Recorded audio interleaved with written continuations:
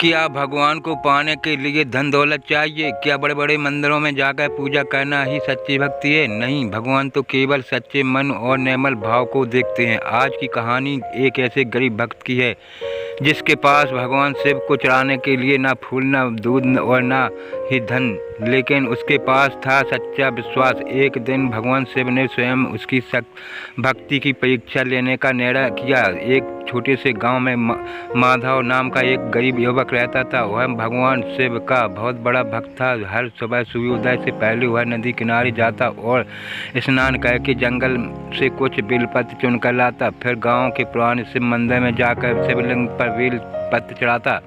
वह कहता, हे भोलेनाथ, मेरे पास आपको देने के लिए कुछ नहीं है, बस मेरा मन आपके चरणों में है, इसे स्वीकार कर लेना। माधव के घर में गरीबी थी। कई बार उसके परिवार को भोजन भी मुश्किल से मिलता था, लेकिन उसने कभी भगवान शिव से धन नहीं मांगा। एक दिन उसकी माँ ने पूछा, बेटा, तुम रोज भगवान से प्रार्थना करते हो, फिर उसने अपने घर की गरीबी दूर करने के लिए क्यों नहीं कहा? कहते माधव मुस्कुराकर बोला, माँ, भगवान मेरे पिता के समान है। पिता के सामने बेटा अपनी ज़रूरत तो बता सकता है, लेकिन प्रेम का सौदा नहीं कर सकता। माँ की आंखों में आंसू आ गए। एक दिन गांव में बहुत तेज बारिश हुई। नदी उफान पर थी। मंदिर के जाने वाला रास्ता पानी से भर गया। माधव के पास उस दिन पूजा के लिए बेलपत्र भी नहीं थे। उसने अब सोचा, आज मैं भगवान को खाली हाथ कैसे जाऊंगा। वह बारिश में जंगल की ओर निकल पड़ा।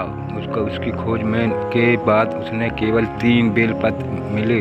वह उन्हें लेकर मंदिर की ओर चल पड़ा। तभी उस रास्ते में उसे एक बूढ़ा व्यक्ति दिखाई दिया। वह बारिश में भीगा हुआ कांप रहा था। बूढ़े ने कहा, बेटा, मैं बहुत भूख लगी है, क्या तुम्हारे पास कुछ खाने के लिए है? माधव के पास अपने लिए बची हुई थोड़ी सी रोटी थी। उसने बिना सोचे रोटी बूढ़े को दे दी। बूढ़े ने रोटी खाई और आशीर्वाद दिया। अब माधव के पास भगवान के लिए केवल 3 बेलपत्र थे। जब वह मंदिर पहुंचा तो मंदिर का दरवाजा बंद था। माधव ने बाहर खड़े होकर हाथ जोड़ लिए, बोला, भोलेनाथ, आज आपके लिए ना दूध है, ना फूल और ना दीपक मेरे पास, बस ये 3 बेलपत्र। उसने बेलपत्र मंदिर के दरवाजे के सामने रख दिए और आंखें बंद कर ली। अचानक मंदिर के अंदर से घंटियों की आवाज़ आने लगी। माधव ने आंखें खोली। बंद मंदिर के अंदर दीपक जल उठा हुआ। देखते ही देखते मंदिर के दरवाजे अपने आप खुल गया। माधव अंदर गया। शिवलिंग पर वही 3 बेलपत्र रखे हुए थे। तभी उसके सामने प्रकाश प्रकट हुआ। उसने प्रकाश के सामने शिव प्रकट हुए। माधव जमीन पर गिर पड़ा हुआ। उसका आंखों से आंसू बहने लगे। भगवान शिव मुस्कुराकर बोले, माधव, आज तुमने मुझे सबसे अनमोल भेंट दी है। माधव ने हाथ जोड़कर कहा, हे प्रभु, मेरे पास तो कुछ था ही नहीं। भगवान शिव बोले, तुम्हारे पास बहुत कुछ था। तुम्हारे पास प्रेम था, तुम्हारे पास दया थी और सबसे बड़ी बात, तुम्हारे पास विश्वास था। फिर शिव जी बोले, आज रास्ते में जिस बूढ़े को तुमने भोजन कराया था वह मैं था। माधव आश्चर्य से भगवान शिव को देखने लगा।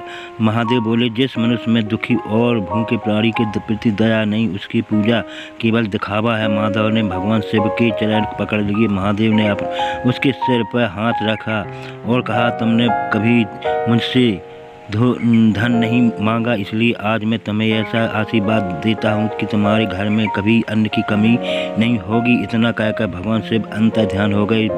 अगली सुबह जब माधव घर पहुँचा तो उसने देखा कि उसके घर के बाहर अनाज से भरे कई बोरे रखे थे। गांव के एक वृद्ध व्यापारी ने बताया, बेटा, तुम्हारे पिता ने वर्षों पहले मेरी सहायता की थी, मैं उसका ऋण चुका रहा हूँ। माधव समझ गया कि यह सब भगवान शिव की कृपा थी। उस दिन से माधव ने अपने जीवन का एक नया नियम बना लिया।